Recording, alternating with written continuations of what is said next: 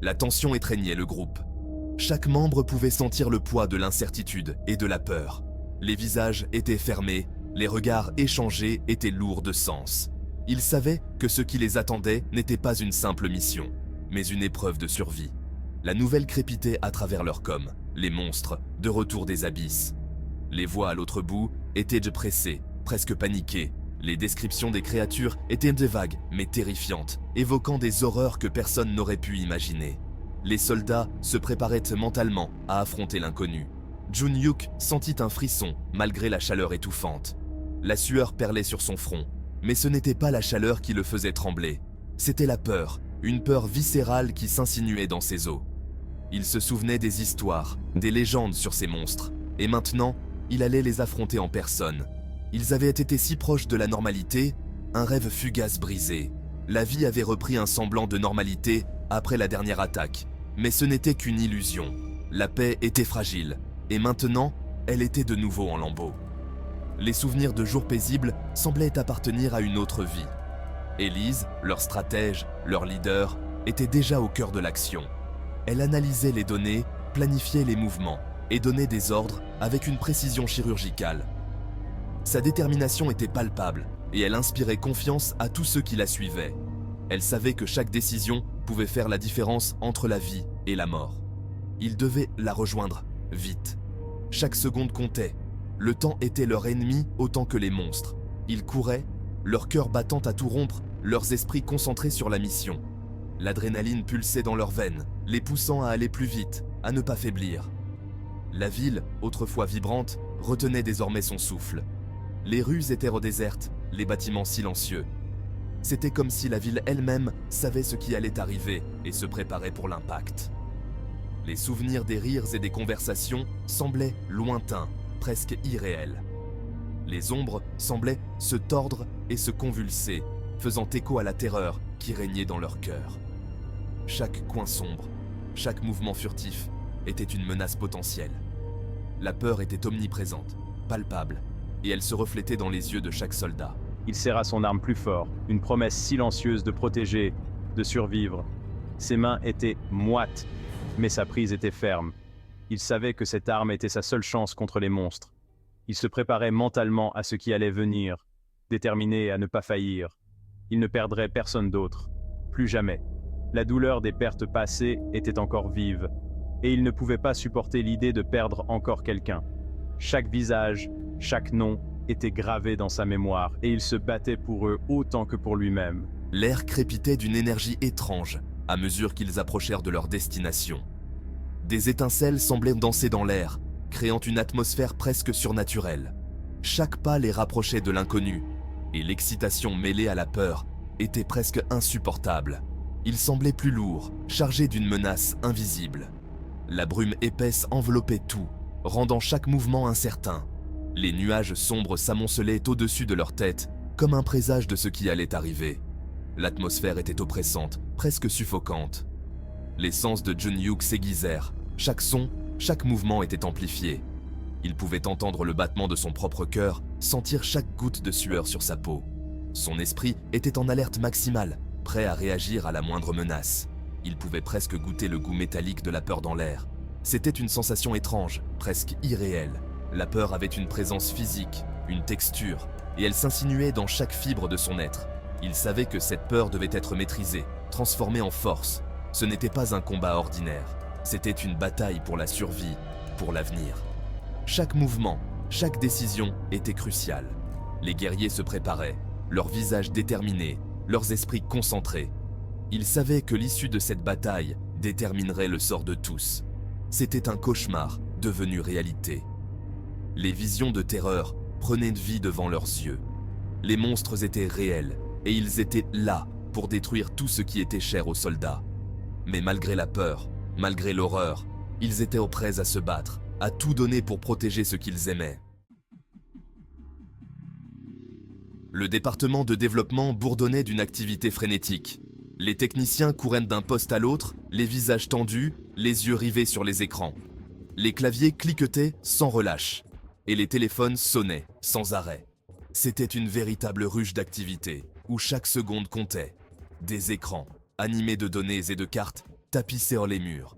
Les informations défilaient à une vitesse vertigineuse, des graphiques complexes et des chiffres cryptiques remplissant chaque centimètre carré. Les cartes montrèrent des zones de conflit, des mouvements de troupes et des prévisions météorologiques, chaque détail étant crucial pour la mission en cours. Jun-Hyuk embrassa du regard l'ampleur de l'opération, le souffle coupé. Il n'avait jamais vu une telle concentration de technologie et de talent humain en un seul endroit. Chaque personne semblait jouer un rôle vital, et l'efficacité de l'ensemble était impressionnante. Ils se sentaient à la fois minuscules et privilégiés d'être là. C'était le cerveau, le cœur de leur défense contre l'inconnu. Chaque décision prise ici pouvait avoir des répercussions énormes sur le terrain. C'était un lieu où la stratégie et la technologie se rencontraient pour former une barrière contre les menaces extérieures. Le poids de la responsabilité était palpable. Et à cet instant, on aurait dit qu'il allait exploser. Les tensions étaient à leur comble, et chaque membre de l'équipe semblait sur le point de craquer sous la pression. Pourtant, ils continuaient à travailler avec une détermination farouche, refusant de laisser le chaos les submerger. Vous êtes là. Bien, nous avons un problème. Sa voix était ferme, mais il y avait une note d'urgence qui ne laissait aucun doute sur la gravité de la situation. Elle regarda chaque membre de l'équipe dans les yeux, cherchant à capter leur attention totale. Élise, le visage éclairé par la lumière bleue froide des moniteurs, ne se retourna même pas à leur entrée. Elle était entièrement concentrée sur les écrans devant elle, ses doigts volant sur le clavier. Chaque mouvement était précis, chaque décision calculée. Elle incarnait le calme au milieu de la tempête. Sa voix, calme et posée, tranchait avec le chaos ambiant. Elle donnait des ordres clairs et concis, sa sérénité se répercutant sur l'équipe. Ils savaient qu'ils pouvaient compter sur elle pour les guider à travers cette crise. Ses mots étaient une bouée de sauvetage, un phare de contrôle dans la tempête. Chaque instruction qu'elle donnait était suivie à la lettre, et son assurance donnait à l'équipe la force de continuer. Elle était leur guide, leur leader, et ils lui faisaient une confiance aveugle. Il ressentit une vague de respect pour cette femme. Sa capacité à rester calme et concentré sous une telle pression était admirable. Il savait qu'il avait beaucoup à apprendre d'elle, et il était déterminé à être à la hauteur de ses attentes. Même face à une situation aussi désespérée, elle restait imperturbable. Sa force intérieure était une source d'inspiration pour tous ceux qui l'entouraient. Elle était le roc sur lequel ils pouvaient s'appuyer, et sa présence seule suffisait à apaiser leurs craintes. Elle était leur point d'ancrage, celle sur qui ils pouvaient tous compter. Dans ce tourbillon de chaos et de confusion, elle était la constante, la figure de proue qui les guidait à travers les eaux tumultueuses. Ils savaient qu'avec elle à la barre, ils avaient une chance de s'en sortir. Il se redressa, redressant les épaules. Il savait que le moment était venu de montrer de quoi il était capable. Inspiré par la détermination d'Élise, il se prépara à affronter les défis à venir avec la même résolution. « Dites-moi ce qu'il faut faire ». Sa voix était empreinte de détermination, prêt à suivre les ordres et à jouer son rôle dans cette mission cruciale. Il était prêt à tout donner pour la réussite de leur mission, inspiré par l'exemple d'Élise. Le cimetière national, autrefois un lieu de paix solennel, était désormais un champ de bataille. L'odeur de la pourriture flottait lourdement dans l'air, un prélude macabre à l'horreur qui les attendait. Des vagues de silhouettes en décomposition, les yeux brûlants d'une lumière impie, déferlaient un raz-de-marée de mort impossible à arrêter. Le souffle de Jun-Hyuk se bloqua dans sa gorge. Il avait vu son lot de batailles, mais rien n'aurait pu le préparer à ça. Le nombre de créatures était accablant, leurs gémissements formaient une symphonie de désespoir glaçante. Ce n'était pas un combat, c'était un massacre en puissance. Concentrez-vous, nous devons les retenir jusqu'à l'arrivée des renforts. Jun-Hyuk, tu es avec le soldat de fer. Protégez le périmètre. Eun-Seo, tu viens avec moi. La bataille avait commencé. Le soldat de fer, un colosse de métal et de fureur, se fraya un chemin à travers la horde de morts-vivants. Chaque mouvement était calculé, chaque coup porté avec une précision inhumaine. Les zombies, bien que nombreux, semblaient impuissants face à cette machine de guerre implacable. Le soldat de fer, avec son armure étincelante et ses armes redoutables, était une vision d'effroi pour les créatures de la nuit. Chaque coup de son arme massive envoyait valser des membres en putréfaction, un ballet macabre de la mort. Les zombies tombaient comme des mouches, incapables de résister à la force brute et à la détermination du soldat de fer. Le sol était jonché de cadavres, témoignant de la fureur de son assaut. « Il ne cesse d'arriver !» cria un soldat, la panique dans la voix. La horde semblait infinie, un flot incessant de morts vivants se précipitant sur les défenseurs. Jun-Hyuk, se déplaçant avec la grâce d'un guerrier chevronné, fournissait un tir de couverture, ses tirs précis et mortels. Chaque balle trouvait sa cible, abattant les zombies avec une efficacité redoutable. Il savait que chaque seconde comptait, que chaque tir pouvait faire la différence entre la vie et la mort. Sa voix était à peine audible au milieu du rugissement des créatures et du fracas du métal sur l'os. Le chaos régnait sur le champ de bataille, les cris des soldats se mêlant au grognement des zombies. Mais malgré le tumulte, Jun-Hyuk restait concentré, son esprit aiguisé par des années de combat. Le soldat de fer, gardien silencieux, poursuivait son assaut implacable, son esprit mécanique insensible au carnage qui l'entourait. Rien ne pouvait le détourner de sa mission. Il avançait, implacable, chaque pas résonnant comme un coup de tonnerre sur le sol ensanglanté. « Il faut tenir cette ligne !» ordonna Jun-Hyuk, sa voix résonnant avec autorité. Les soldats autour de lui se redressèrent, galvanisés par sa détermination. Ils savaient que leur survie dépendait de leur capacité à résister à l'assaut. Cria Jun-Hyuk en rechargeant son arme avec une aisance acquise.